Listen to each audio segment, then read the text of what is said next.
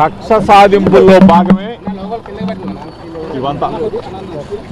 Red book రాజ్యాంగం తెస్తానంటారు కదా, red book రాజ్యాంగం ఇదంతా. ప్రజలేమో సూపర్ 6 ఎప్పుడు అమలు చేస్తారా అని చెప్పి ప్రజలు చూస్తా ఉన్నారు, రాష్ట్ర ప్రజలందరూ కూడా. వీళ్ళేమో రెడ్ బుక్ ఎప్పుడు తీయాలా, జోగి రమేష్ని ఎప్పుడు ఇబ్బంది పెట్టాలా, జోగి రమేష్ని కాకపోతే జోగి రమేష్ కుటుంబ సభ్యుల్ని, నా కొడుకుని ఈ పాటికే అక్రమ కేసులు అభం శుభం తెలియని అసలు ఆ కేసులు ఏంటి, ఎగిరిగోళ్ళు ఏంటి, ఎగిరిగోళ్ళు అటాచ్మెంట్లో ఉన్న స్థలాలు రిజిస్ట్రేషన్ అవుతాయా? అసలు బుర్రండోడికి ఎవరైనా అర్థమవుతుంది కదా, రాష్ట్రంలో ప్రజలందరికీ కూడా తెలుసు కదా. ఎగిరిగోళ్ళు అటాచ్మెంట్లో ఉన్న సర్వే నంబర్లు రిజిస్ట్రేషన్ అవుతాయా? దీని గురించి కూడా మధ్యాహ్నం పూర్తి వివరాలతో మీకు డేటా అంతా ఇస్తాం. ఎప్పుడు కొన్నాం, ఎట్లా కొన్నాం, ఏ విధంగా నోటిఫికేషన్ ఇచ్చాం, ఏ విధంగా ప్రతిదీ కూడా చెప్తాం.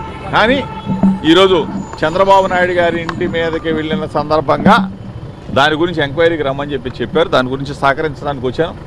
తప్పనిసరిగా ఏ క్వశ్చన్లు అడిగినా, ఏది అడిగినా ప్రభుత్వానికి అంటే పోలీస్ అధికారులకు పూర్తి సహకారం అందిస్తాం.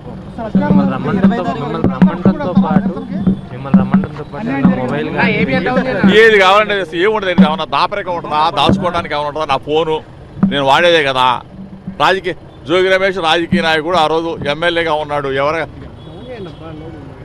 పాత్రికేయులతో మాట్లాడతా, ఫోన్లో రాజకీయ నాయకులతో మాట్లాడతా, నా అనుచరులతో మాట్లాడతా, పోలీసులు అందరితో మాట్లాడతాం కదా. ఇందులో దాపరికం ఏమైనా ఉంటుందా? ఏముండదు. దాపరికం దాచుకోవాల్సింది కూడా ఏముండదు. వాళ్ళు ఏదైతే ఏముందాడా? నిరసన తెలియజేయడానికి వెళ్ళాం, చంద్రబాబు నాయుడు గారి ఇంటికి నిరసన తెలియజేయడానికి ఎందుకు వెళ్ళాం?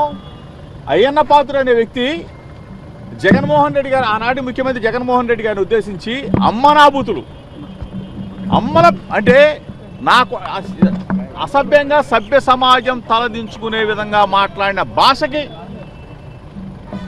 మనస్తాపం చెంది చంద్రబాబు నాయుడు గారి దగ్గరికి వెళ్ళాలా, చెప్పాలా? చంద్రబాబు నాయుడు గారికి 40 సంవత్సరాల రాజకీయ అనుభవం ఉంది, ఇటువంటి వ్యక్తుల్ని కంట్రోల్ చేస్తే రాజకీయ వ్యవస్థన్నా మారిద్దామనే ఉద్దేశంతో అక్కడికి వెళ్ళడం జరిగింది. అక్కడే నా మీద దాడి చేశారు, నా కారు బాగాలు కొట్టారు, మా వాళ్ళని కొట్టారు. ఇవన్నీ కూడా లైవ్లో అందరూ కూడా చూసి నగ్న సత్యాలే కదా.